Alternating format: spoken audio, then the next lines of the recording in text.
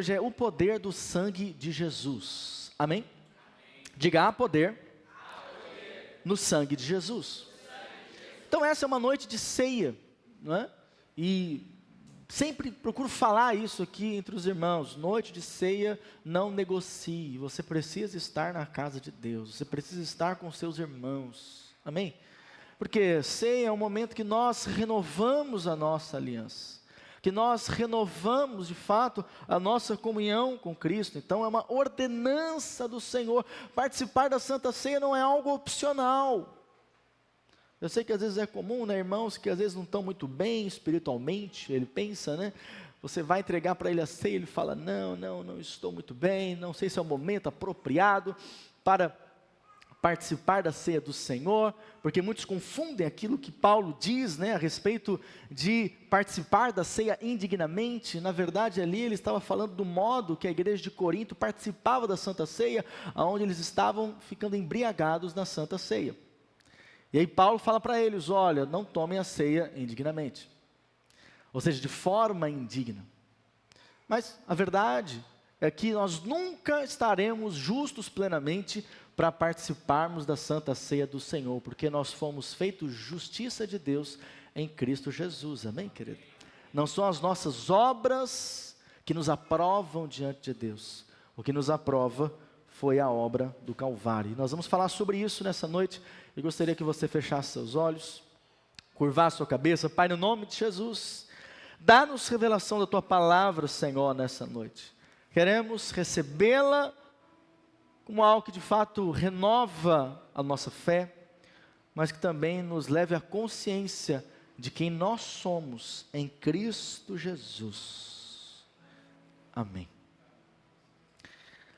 Lá em Mateus 26, no verso 27, diz assim, a seguir tomou um cálice e tendo dado graças, o deu aos discípulos, dizendo, bebei dele todos, porque isto é o sangue da nova aliança, derramado em favor de muitos, para remissão de pecados. Quando celebramos a mesa do Senhor, nós precisamos primeiramente discernir o pão e o vinho. Diga, há uma diferença entre o pão e o vinho. Então, quando nós falamos do pão, quando comemos o pão, nós devemos lembrar que, de fato, Cristo nunca ficou doente, nunca ficou enfermo. Por isso também, você em Cristo Jesus deve rejeitar toda enfermidade da sua vida. Posso ouvir o amém? Não aceite. Eu sei que todos nós, né, invariavelmente pegamos algum vírus, alguma gripe, né, alguma enfermidade, mas você deve rejeitar isso do seu corpo, em nome de Jesus. Amém, querido? Por quê? Porque Jesus nos representou, Ele nos substituiu completamente. Por isso, quando tomamos do pão, devemos lembrar que em Cristo há vida. Em Cristo a vida abundante, em Cristo a saúde. Diga, porque eu estou em Cristo, eu sou saudável. Por isso, como membros do corpo de Cristo, nós devemos rejeitar toda espécie de maldição. Posso ouvir o amém?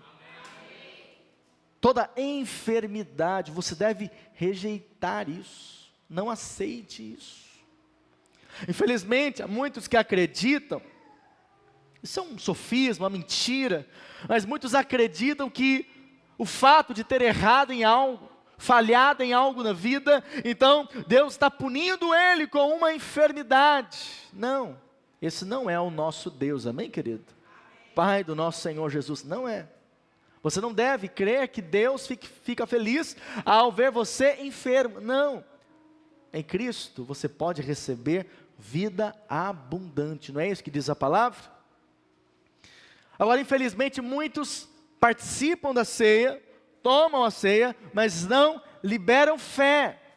É justamente sobre isso que eu quero falar. Você precisa crer ao participar da Santa Ceia.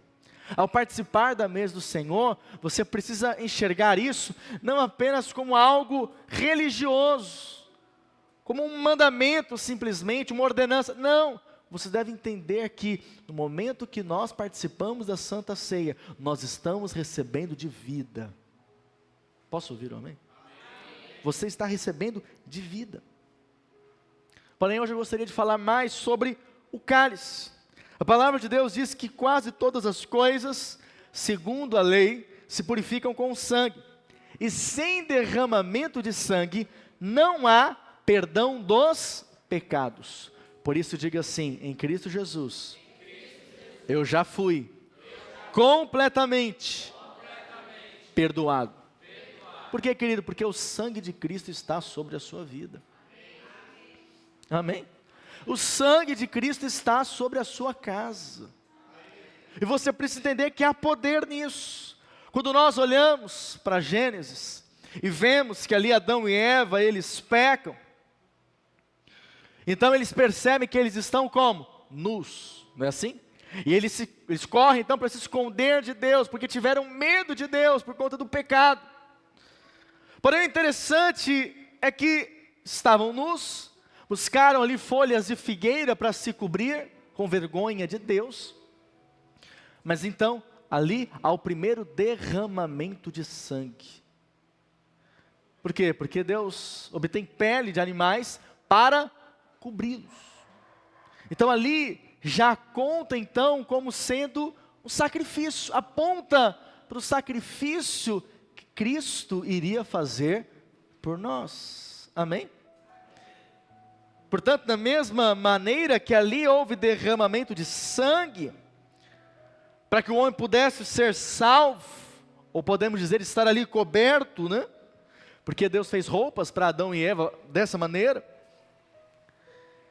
Devemos compreender que também da mesma maneira, o sangue de Cristo, vertido na cruz, nos perdoou completamente. Você não é perdoado porque você merece o perdão. Você é perdoado porque você está em Cristo. Diga para o seu irmão ao lado, fala para ele, você é perdoado porque você está em Cristo. Então ali no Éden, Deus já estava ensinando ao homem que sem derramamento de sangue, não pode haver perdão dos pecados. O Senhor Jesus disse que o sangue, aqui citado, isto é o meu sangue, o sangue da nova aliança. Amém? Pode voltar por gentileza. Esse sangue foi vertido para perdão dos pecados. Por isso, olha para cá, querido. Quando você vem ao culto, quando você vem participar da ceia do Senhor, você precisa entender que você já é perdoado. Você já está perdoado. Você compreende isso? Porque, infelizmente, há filhos de Deus que eles ficam com um constante pensamento que eles estão devendo para Deus, que eles estão em débito com Deus. Mas lembre-se, Jesus pagou o preço de uma vez por todas. A dívida que existia, ela foi paga, querido. Amém? Havia uma dívida, mas ela foi paga. Como que ela foi paga? Você sendo uma pessoa boazinha, sim ou não? Hã? Você sendo uma pessoa completamente fiel, sim ou não? Não. A dívida foi paga, você está perdoado, porque Cristo pagou o preço por nós. Amém? Ele nos substituiu. Você compreende isso? Então eu preciso viver sem a consciência de pecado, mas sim a consciência de que eu estou perdoado. Diga, eu sou perdoado. Portanto, se alguém pagou a sua dívida, imagina isso. Se alguém pagou a sua dívida, mas na presença dele você fica sem graça, como se estivesse devendo algo para ele, isso é algo negativo. É ou não é verdade, querido? É muito ruim. Porque você tem aquele sentimento de estar devendo algo. De alguma maneira você insulta aquele que pagou a sua dívida quando você fica dessa maneira. Mas quando você reconhece, não, Jesus já pagou o preço do pecado, hoje eu sou completamente perdoado. Você precisa ter essa consciência de perdão, querido. Porque se você não possui consciência de perdão, você não possui fé para aquilo que Deus quer fazer na sua vida e através da sua vida. Você entende? Por isso que quando Jesus curava alguém, primeiro ele dizia o quê? Você está perdoado os seus pecados. Amém? Por quê? Porque a pessoa cria que ele era o Filho de Deus. Automaticamente Jesus falava, os seus pecados estão perdoados. E a pessoa entendia, puxa, se meu pecado está perdoado, então eu posso crer que eu posso ser curado. Eu posso crer que eu posso prosperar. Eu posso crer que eu posso ser abençoado. Porque a consciência de pecado nos impede de crer nas bênçãos de Deus sobre a nossa vida. Por isso eu preciso ter consciência de perdão constante. Eu sou perdoado. Eu não vivo debaixo de condenação. Eu não vivo debaixo de medo de Deus. Eu não vivo debaixo de acusação. Quem quer acusar você é o diabo, querido. Cuidado com isso. Não, o que diz lá em Apocalipse? Que ele, Satanás, que é o acusador, ele acusa os filhos de Deus de dia e de noite, constantemente, para impedir você de ter um relacionamento com Deus. Mas quando você sabe, eu sou perdoado, nada te impede de levantar e orar, não é mesmo? Nada te impede de levantar e abençoar alguém. Vamos imaginar amanhã, segunda-feira, alguém te liga e fala, puxa, tudo bem com você? Tem como você ir na casa de tal pessoa, orar por ela? Como é que você sente automaticamente? Será que eu estou em condições? Será que Deus vai ouvir a minha oração? É ou não é assim, irmãos? Na maioria dos casos. Os irmãos não, né? Os irmãos, aleluia, glória a Deus. Mas na maioria dos casos, a pessoa pensa, será que eu estou aprovado diante de Deus? Será que Deus vai me ouvir? Será que realmente vai acontecer um milagre? Porque olha, eu tenho vivido, sabe como é que é? Mais ou menos como deveria. Mas lembre-se, o que justifica você diante de Deus é Cristo. É Cristo. Amém? Por isso, se alguém chamar você, convidar você para orar, você fala, estou indo e Deus vai fazer, aleluia. Amém, querido? Quando eu falo isso, tem irmãos que falam, pastor, aí você vai levar os irmãos a serem relaxados com as coisas de Deus. Mas sabe, querido, você precisa, e nós precisamos como igreja, sempre ter a consciência que tudo que Deus faz não é na nossa força, nem na nossa capacidade. Amém? Porque se você vai e você se sente, não, hoje eu estou apto, eu vou lá, eu vou orar e Deus vai fazer, porque eu jejuei 3 dias na água, eu tenho orado constantemente, eu sou completamente fiel, então por isso Deus vai fazer. Acredite, não é as suas obras que te justificam diante de Deus, é Cristo. Você tem que ter essa consciência sempre, que não é você, de fato não é, mas é aquilo que o Senhor tem feito na sua vida, é Ele quem nos justifica. Por isso o momento da ceia não é hora de consciência de pecado, de pensar, puxa, será que eu estou em condições de participar da mesa do Senhor? Não, quem condiciona você é Cristo. Amém, querido? É Cristo, é a graça de Deus. Agora, obviamente, quando eu participo da mesa do Senhor, acredite, eu vou ser ainda mais levado a andar naquilo que Ele tem para mim, a viver da maneira que Ele me chamou. Você compreende isso? Agora, aqueles que recusam participar do momento da ceia por uma consciência de pecado, ou algo de errado que cometeu, ele automaticamente continua debaixo desse peso, às vezes de um peso do pecado, às vezes de um peso de uma condenação, ou de um medo. Mas o Senhor nos chamou para a plena liberdade em Cristo Jesus. Diga, em Cristo Jesus, eu sou verdadeiramente livre. Por isso, quando falamos do sangue, eu preciso entender que o sangue é proteção. Diga, o sangue é proteção. Uma vez que o sangue tenha sido aspergido sobre você, creia, sobre a sua vida não há lugar de maldição ou enfermidade. Amém? Diga: sobre a minha vida não há maldição, não há doença. Por quê, querido? Porque se o sangue está sobre você, o inimigo não pode tocar em você. Ele até quer, mas ele não pode. Ele quer tocar lá na sua casa, mas ele não pode, porque você está em Cristo. Lembra como aconteceu lá em Êxodo? Na Páscoa. Então a Bíblia diz que o anjo da morte passou ali nas casas, mas todas as casas que tinha ali o sangue nos umbrais da porta, o sangue do cordeiro nos umbrais da porta, o anjo da morte entrou, sim ou não? Não. Por quê? Porque sobre aquela casa estava o sangue. Sobre a sua casa está o sangue de Cristo. Sobre a sua vida está o sangue de Cristo. E por isso você é abençoado. Por isso você é perdoado. Por isso você é justificado. Então muitas pessoas dizem que não podemos clamar o sangue de Jesus sobre coisas, mas Paulo nos ensina de forma diferente. Colossenses 1, verso 20. E que havendo feito a paz pelo sangue da sua cruz por meio dele, reconciliasse consigo mesmo todas as coisas, quer sobre a terra, quer nos céus. Então Paulo diz que o sangue reconciliou todas as coisas. Todas as coisas. Por isso então que desfrutamos de paz. Quantos querem viver uma vida em paz? Diga amém. Só é possível viver em paz com Jesus, querido.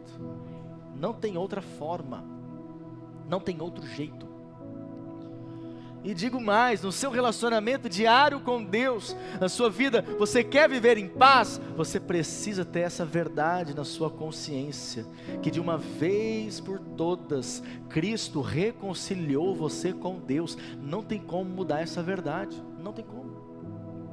É impossível, porque você agora é uma nova criatura em Cristo Jesus. Posso ouvir amém? Por isso, frequentemente devemos clamar o sangue sobre a nossa família.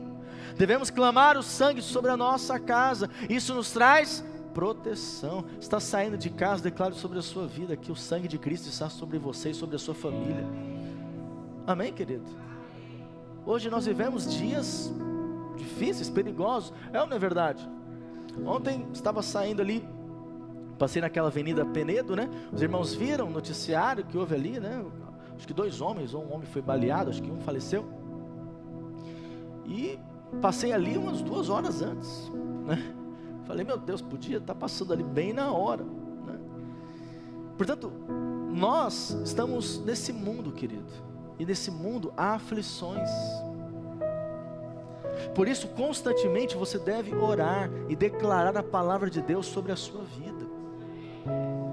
Porque muitos pensam, já que eu sou abençoado, Deus está comigo, nenhum mal vai acontecer comigo. Mas você precisa também orar por isso.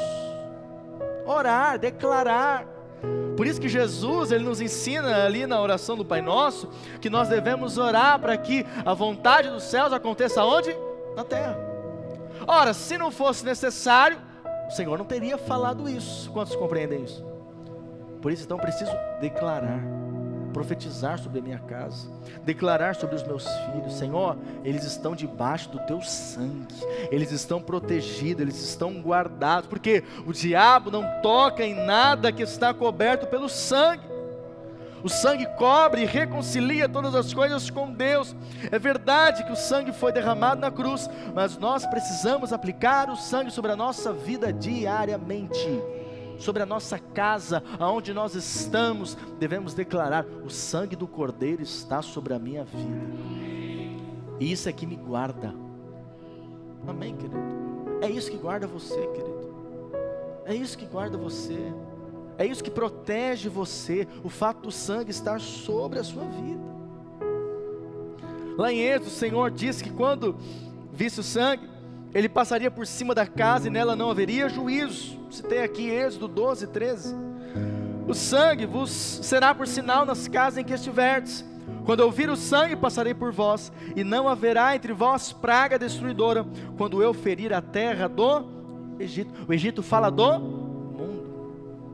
Nós estamos no mundo, sim ou não? Estamos, mas o sangue de Cristo está sobre a sua casa. Por isso que o diabo não pode tocar em você. Declare isso constantemente. Exercite a sua fé nesse princípio. Apenas abra a sua boca e confesse constantemente o poder do sangue. O sangue está sobre a minha casa. O sangue está sobre meus filhos. O sangue de Cristo está sobre o meu casamento. Amém, querido? Porque essa é a verdade da nova aliança. E quando você acessa essa verdade, você desfruta de uma vida em paz, porque você sabe, o diabo não pode tocar nos filhos de Deus. O diabo não pode tocar em nós, porque nós estamos em Cristo. Portanto, declare, cubra a sua casa, cubra os seus filhos, cubra os seus bens com o sangue.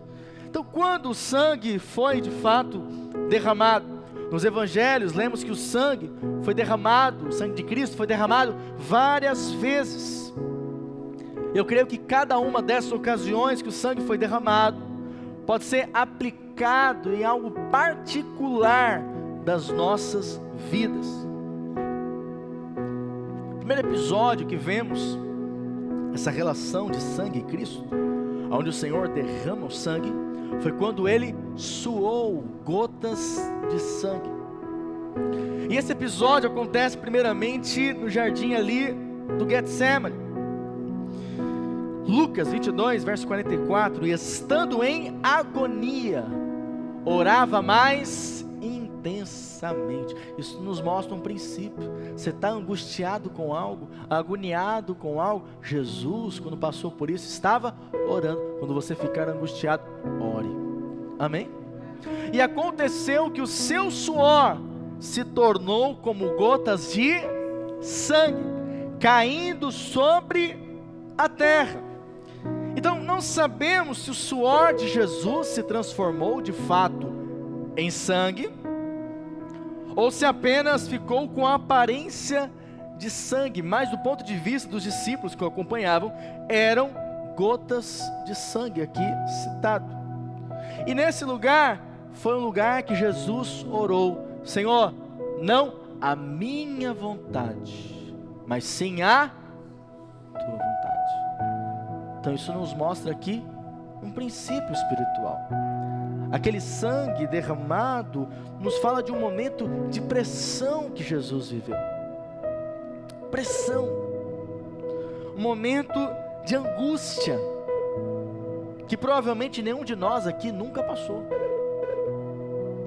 Mas Jesus passou um momento difícil, aonde ele sabia o que haveria de vir. Por outro lado, ele sabia que ele poderia escolher. E na nossa vida muitas vezes é assim, amém, querido? Você vai achar a sua vontade e a vontade de Deus. Nem sempre a sua vontade, ela estará de acordo com a vontade de Deus. Às vezes estará em desacordo. Quantos compreendem isso?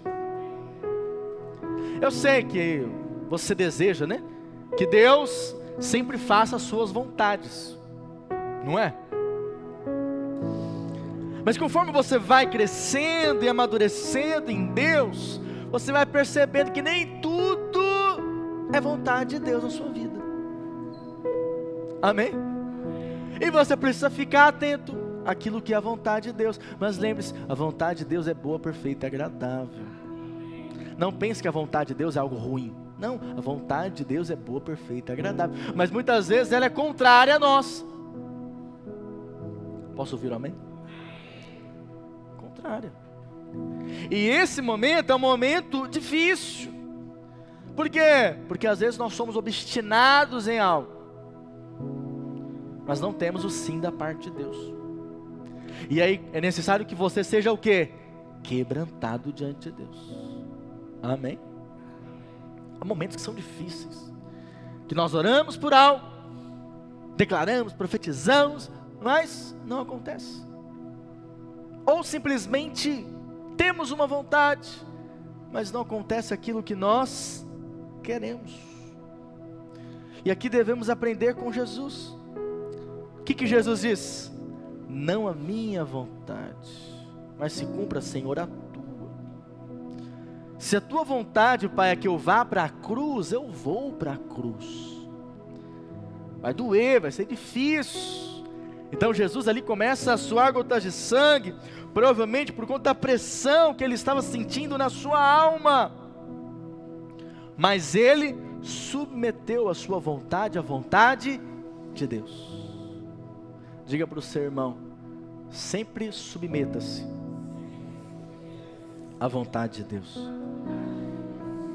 Amém? Lá em Filipenses fala que Jesus esvaziou-se de si mesmo, para poder cumprir aquilo que era o chamado de Deus para a vida dele. Então, quando eu entendo a respeito do sangue, eu entendo também que a minha vida, na verdade, é de Deus. E eu preciso viver a vontade de Deus, escolher a vontade de Deus. Eu não posso deixar a minha vontade se rebelar contra a vontade de Deus. Sei que é duro às vezes, né? A gente avalia, puxa, será que realmente essa vontade de Deus é boa, perfeita, agradável? Não entendemos, mas eu preciso optar sempre pela vontade de Deus, porque o Senhor sabe lá na frente, nós não sabemos. Amém? Nós não sabemos. E lembre-se disso, querido, a vontade dele é boa, perfeita e agradável na sua vida. Não deixe o espírito de rebelião que há no homem rejeitar a vontade de Deus, porque de alguma maneira nós hoje somos uma nova criatura em Cristo e somos direcionados naturalmente a fazer a vontade de Deus, mas ainda assim podemos ser enganados pelos prazeres da carne. É ou não é verdade, querido? Podemos ser enganados, ou podemos simplesmente andar na carne e por isso não fazer a vontade de Deus.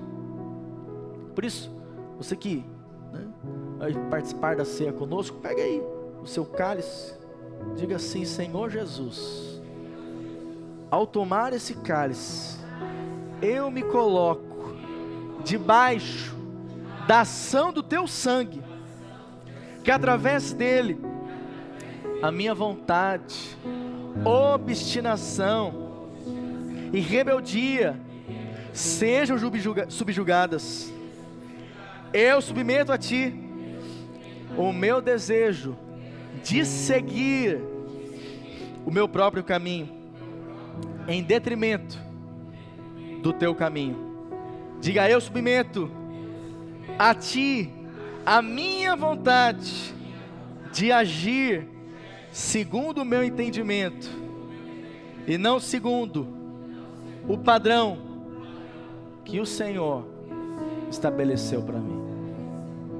Amém? Quantos querem viver a vontade de Deus? Outro momento que o Senhor ali verteu sangue no seu corpo foi quando ele foi açoitado. Mateus 27, verso 26. Então Pilatos lhe soltou Barrabás, e após haver açoitado a Jesus, entregou-o para ser crucificado. O Senhor foi açoitado pelos soldados romanos. E segundo a história, aqueles açoites eram feitos com tiras de couro. E na ponta dessas tiras haviam ali bolas metálicas com ossos de animais, para dar direção. Então cada vez que o Senhor recebia um açoite, ali rasgava a sua pele e saía sangue. Por isso que o profeta Isaías disse, Isaías 53, verso 5: mas ele foi transpassado pelas nossas transgressões e moído pelas nossas iniquidades. O castigo que nos traz a paz estava sobre ele, e pelas suas pisaduras fomos sarados. Aqui pisaduras significa feridas, foram produzidas pelos açoites. Então ali o Senhor estava recebendo aqueles açoites para que hoje você não viva debaixo de enfermidade. Amém, querido? O que nós estamos ministrando hoje aqui é o puro evangelho.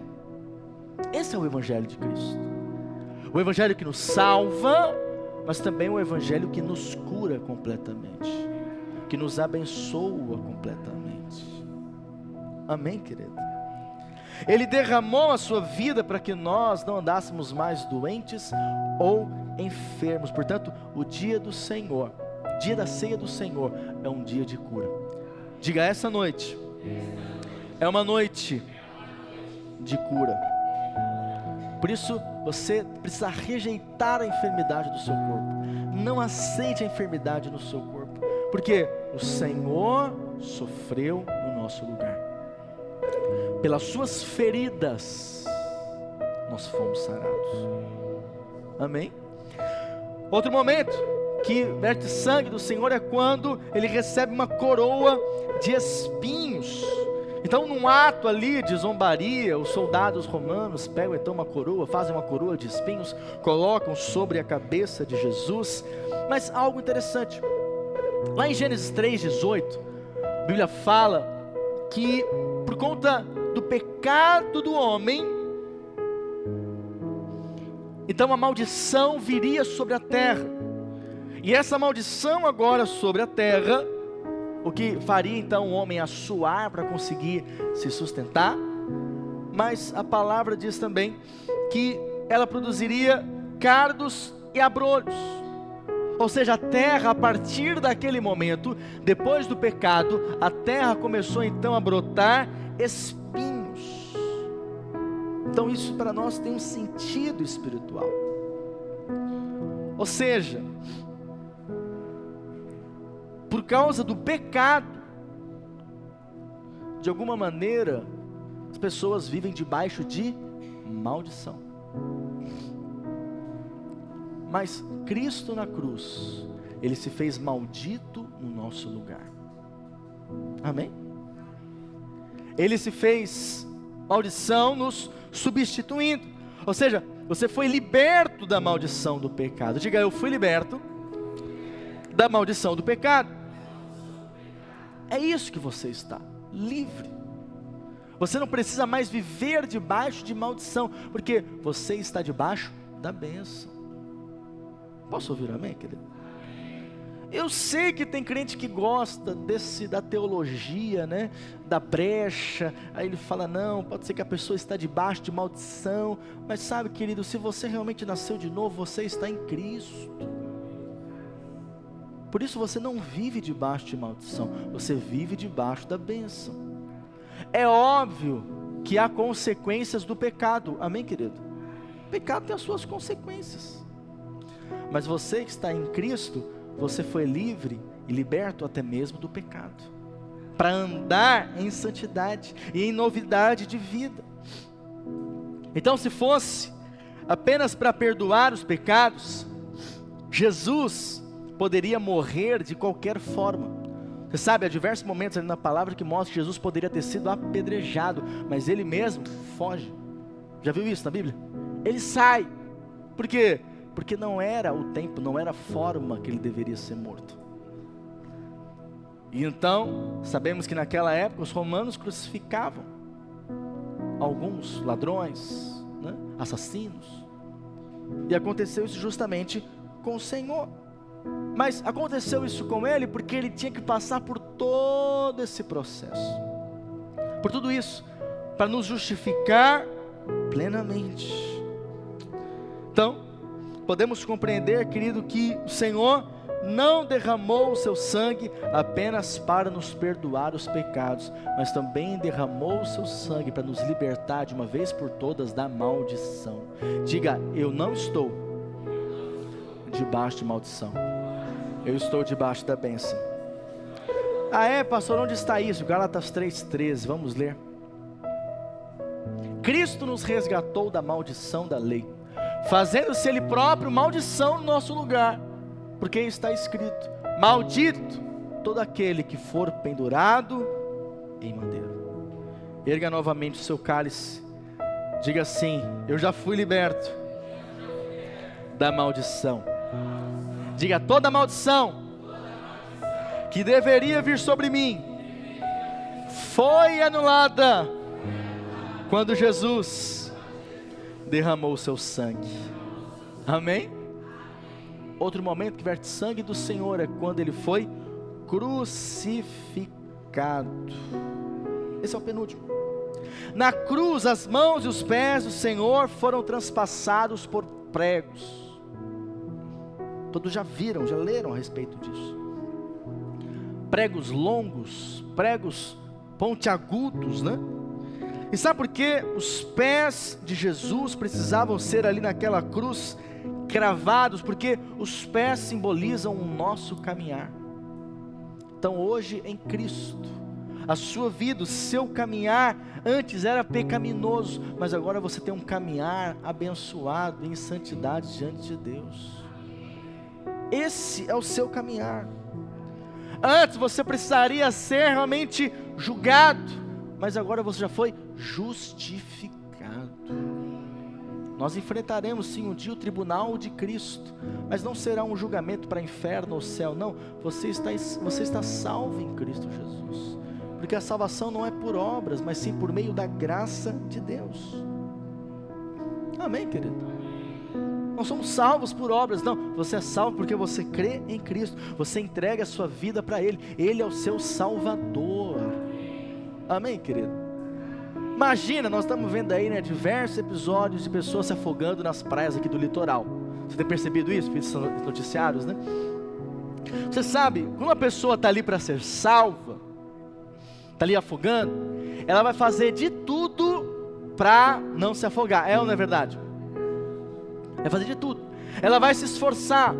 Então é até perigoso, a pessoa começa a se afogar, você ir lá ajudá-la, é perigoso você se afogar junto, porque ela está cheia de força para querer sair.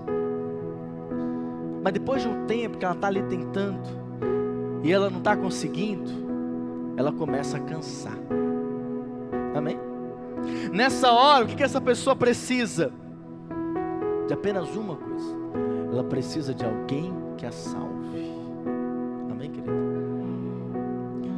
Muitas vezes a religião nos leva a querer ser salvos pelas nossas próprias obras, pelo nosso próprio esforço. Mas tem um dia que você precisa entregar a sua vida a Jesus e falar: Senhor, eu não consigo viver em santidade, eu não consigo me consagrar como deveria, eu não consigo fazer as coisas como deveria, mas eu creio, o Senhor pode me salvar disso tudo. E Ele vem e te salva. Ele vem e te resgata de uma vez por todas. Por isso o que o homem mais precisa, querido, é ser salvo em Cristo. E ali na cruz o Senhor então é crucificado em nosso favor. O sangue que jorrou das feridas abertas no corpo de Jesus tem o poder de perdoar os nossos pecados. Nós estamos hoje cobertos pelo sangue. Por isso não andamos mais debaixo de nenhuma acusação, de nenhuma condenação. Cuidado, querido, cuidado, porque a acusação, a condenação te afasta de Deus. Não aceite, não aceite. Agora, há irmãos que eles pedem perdão a Deus por algo constantemente que eles fizeram no passado. Não viva assim, você já está perdoado. Está perdoado. Claro, João fala, devemos confessar os nossos pecados. O Senhor nos perdoa, nós já somos perdoados. Mas há irmãos que eles vivem debaixo de uma condenação constante, de uma acusação constante. Algo aconteceu há 10, 20 anos atrás, mas é aquilo que impede ele de ter um relacionamento saudável com Deus, em paz com Deus. Mas lembre-se, querido, lá em Hebreus fala: dos seus pecados jamais me lembrarei.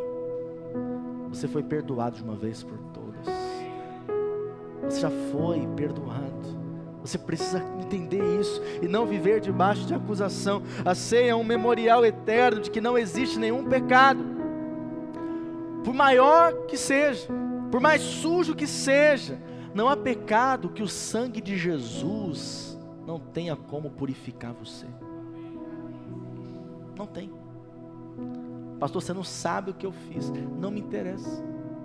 O sangue de Jesus tem poder para purificar você de todo pecado. Você entende isso? De todo pecado.